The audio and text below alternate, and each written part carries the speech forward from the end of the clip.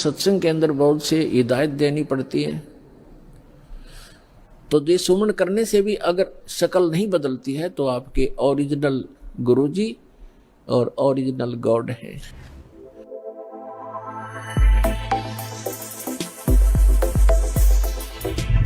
तो यह बताते हैं सतगुरु की शरण में आकर फिर धर्मराज का भी डर नहीं, यम के दूत की तो बातें छोड़ो तुम। तो पुण्यात्माओं, उस झोपड़ी में बैठे व्यक्ति का और कपड़ा बुनने वाला और उसके 64 लाख से सो जाना, और हमारी समझ में नहीं आए कि ये भगवान है, गले नहीं उतरी कि यूं भगवान हो सकता है। और भगवान सिंगाड़ा होया करे, जिसका सींग शांग लग रहे हो या बंदूक बंदाख ले रखी हो। अरे जो दुख आप पर आपत्ति आई और दूर कर दी मालिक ने, और ऐसी भक्ति दी, आपका सारा सुख दे दिया। सब जो भी शरण में आए थे गिनती नहीं कर सकते इतने सुख दिए दाता ने। और लेकिन उन सिरफरों के बकाए हुए ये कह दिया करते, नहीं यो तो वैसे सिद्ध पुरुष है, कोई सिद्धि शादी जानता है, ये भगवान थोड़ा ही हो सकता है। वह हम मान्य करते भगवान श्री राम और श्री कृष्ण, जिसके हाथ में तीर, सुदर्शन चक्र, और हनुमान जी के पास गदा, और माता लेरी 8 हाथों में हथियार, तो हम इसे ईशान भगवान मानना थे। यह बुद्धि पर पत्थर पड़ रहे थे, इसी कारण से हम फेल रहे। तो हम उसी समय इसलिए मार खा गए कि हमने भगवान को भगवान नहीं माना। तो परमात्मा एक वाणी लिखकर गए हैं कि गुरु मानुष कर। परमात्मा बताते हैं कि गुरु गोविंद कर जानियो, रहियो शब्द समाए, मिले जब दंडवत बंदगी, नहीं पल पल ध्यान लगावे। गुरु जी को गोविंद कर मानना, भगवान मानकर उसके साथ व्यवहार करना, ट्रीट करना। गुरु गोविंद कर जानियो और चलियो आज्ञा माँ, मिले तो दंडवत बंदगी, नहीं तो पल पल ध्यान लगा। जब भी आपको मिले दंडवत प्रणाम करें और गुरु जी को परमात्मा मानना। वो खुद तो भगवान थे ही, लेकिन अब अपने दास को भेजा है परमात्मा ने, तो इसलिए कि आपका जो स्वभाव है, आपका जो भाव है वो बना रहेगा। जैसे गणित के अंदर एक प्रश्न आता था ब्याज का, ऋण का, तो उसमें मूलधन ज्ञात करना होता था। मूलधन तो होता था वो करोड़ों और अरबों रुपए का। उस करोड़ों और अरबों रुपए के मूलधन को प्राप्त करने के लिए मानना पड़ता है, मान लीजिए मूलधन 100 रुपये। वो 100 रुपये मूलधन नहीं है, लेकिन वो सपोज करना पड़ेगा उस प्रॉब्लम को सोल्व करने के लिए। तो ये समझ लेना पुण्यात्माओं, परमात्मा की वाणी है कि गुरु गोविंद कर जानियो और रहियो आज्ञा माही, मिले तो दंडवत बंदगी, नहीं पल पल ध्यान लगाए।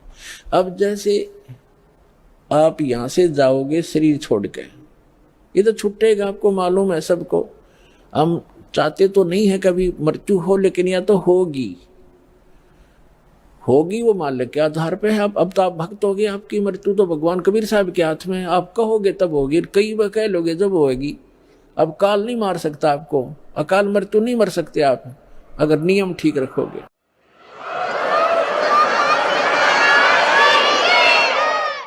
तो ये तो हमने यहाँ से जाना पड़ेगा। जब आप यहाँ शरीर छोड़कर जाओगे तो ऊपर जाकर के जहां भी आप देखोगे ये दास के रूप में वो कबीर परमेश्वर आपको खड़े दिखाई देंगे। और जो काल के दूत यहाँ संत आए हैं उनके रूप में वो काल उनका रूप होगा, लेकिन काल उनके संत के रूप में खड़े दिखेंगे।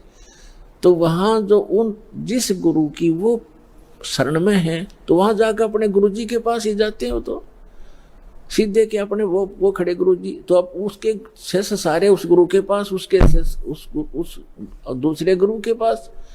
तो वहां काल भी आता है जो उसने संत भेज रखा है इन जीवों का नाश करने के लिए, और परमात्मा आता स्वयं जिसने अपना संत भेज रखा है जीवों का विकास करने के लिए।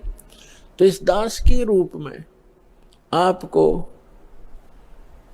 वहां परमात्मा मिलेंगे।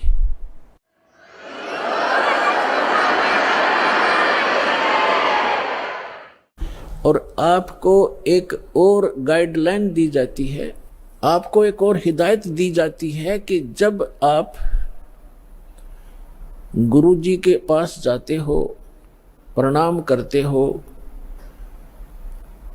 तो उसमें एक अभ्यास बनाओ कि सतनाम का सुमन अवश्य करें। प्रथम नाम मिला है तो प्रथम का अवश्य करें। जैसे प्रणाम करते करते भी आप एक सांस का सेवन आसानी से कर सकते हो। और उससे क्या होगा, जैसे यहाँ तो आपका अभ्यास बना रहेगा, भक्ति तो करनी है, तो उससे क्या होगा, जैसे आप सतलोक वहां जाओगे, एक तिरकुटी, एक इंटरनेशनल एयरपोर्ट समझ लो तिरकुटी, जब वहां पहुंचोगे तो वहां आपको परमात्मा मिलेंगे इस दास के रूप में। और वहां काल भी धोखा देने के लिए इस दास का रूप बना सकता है। तो उसमें आप जी ने सिमरन करना है सतनाम का, क्योंकि वहां जाएगा तो सतनाम ही होगा आपके पास, सारनाम तो होगा ही होगा, सतनाम भी होगा। तो सतनाम का और सारनाम का जाप करना है। तो सतनाम का जाप करने मात्र से, और प्रथम मंत्र भी अगर प्राप्त है, इसमें प्रथम और लास्ट 2 मंत्र हैं इस 7 मंत्रों में, तो ये दोनों मंत्र भी गजब के मंत्र हैं।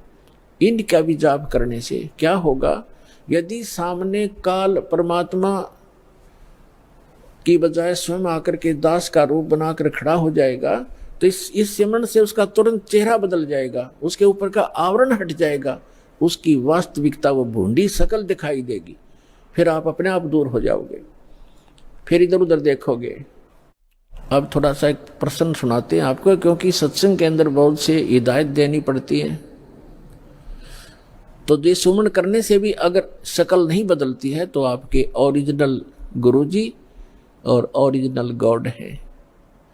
एक समय एक इंद्रमती नाम की एक रानी थी, चंद्र विजय राजा की। एक चंद्र विजय नाम का राजा था, उसकी इंद्रमती नाम की एक रानी थी, और वो बहुत भक्तनी थी भगवान की। फिर पिछले जन्म से, पिछले पुण्य से ही अच्छी आत्माएं राजा बनती हैं, रानी बनती हैं। और इतना सुख होकर के भी जो परमात्मा की तरफ में, भगवान की भक्ति में लगे होते हैं, वो पुण्यात्मा विशेष होती है। वो माई जो है, उसने एक गुरु बना रखा था। उस गुरुजी ने उसको बता रखा था कि श्री राम, श्री कृष्ण, उसने बता रखा था कि भगवान विष्णु, भगवान शिव की भक्ति करनी चाहिए, श्री राम की भक्ति करनी चाहिए, 68 तीर्थों पे जाना चाहिए, 68 तीर्थ करना चाहिए, एकादशी का व्रत रखना चाहिए। और उसने, अब जैसे एक नियम है, कहते हैं धन चाहे तो दान कर और मोक्ष चाहे भज राम। तो हमने यहाँ इस काल के लोक में रहना है तो धन भी चाहिएगा और राम भी प्राप्त करना है, तो हमने दान भी करना है और सच्चा नाम भी जपना है।